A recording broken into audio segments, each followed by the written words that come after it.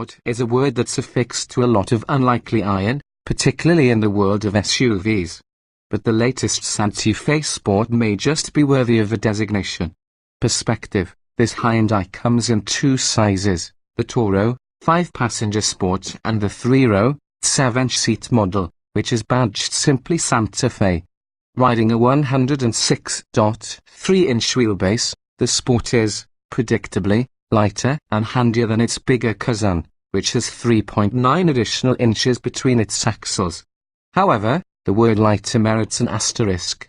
Hyundai lists curb weight for this particular Sante Fe as 3,706 pounds, not too porky for an all-wheel drive crossover in this class. However, our test unit weighed in at a rather pudgy 4,021, partially thanks to a substantial load of optional features. Mass, of course, is the implacable foe of performance, but the Sante Fe surprised us with a 0-60 mph sprint of 6.6 seconds. That's pretty close to tops in this class, a tribute to the power traits of the optional 2.0-litre turbo.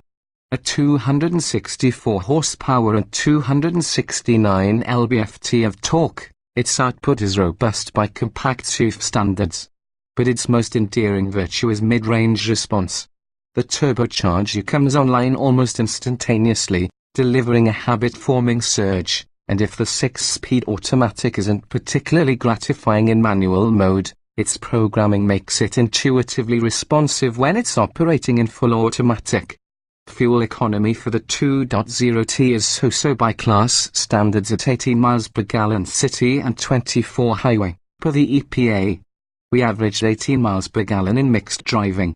Surprisingly nimble, it's always easier to enjoy a vehicle that's quicker than most of its ilk, but it's easier still when its responses aren't reminiscent of a dinghy struggling through a riptide.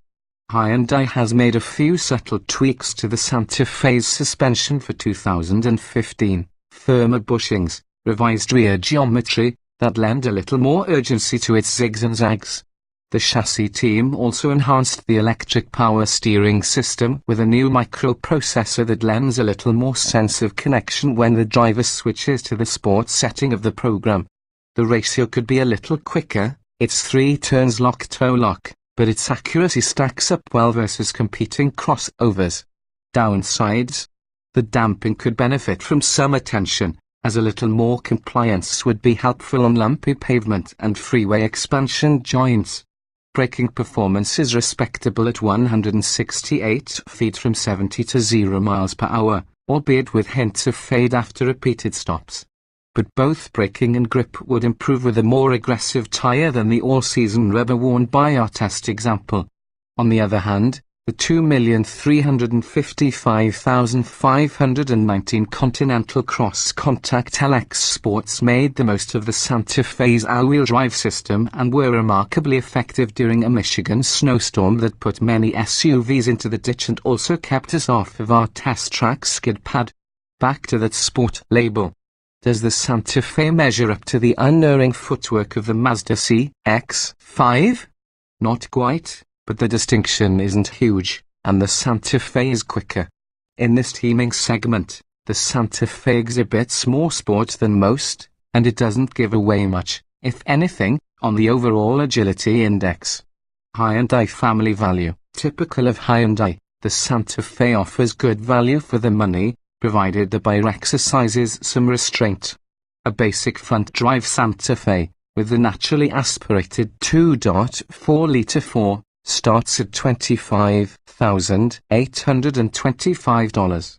Base price for a 2.0T with AWD is $33,875, which includes a lot of cool standard features, a power reliftgate, leather, heated front seats, electroluminescent gauges, and driver-selectable steering modes among them. Not to mention handsome interior decor and lots of interior volume, enough to swallow a snowblower, important during an upper Midwest winter. Our Sante Fe was equipped with the Ultimate package, which added, among other goodies, 19-inch aluminium wheels, navigation with an 8.0-inch touch screen, a panoramic sunroof, a 12-speaker Infinity audio system, ventilated front seats, heated rear seats, and a heated steering wheel, which is as welcome to cold weather dwellers as heated seats. The package also added $4,350 to the bottom line, and at $38,350, it's a little harder to perceive the Sante Fe as a bargain. But it's still easy to perceive it as one of the more desirable entries in the compact crossover derby.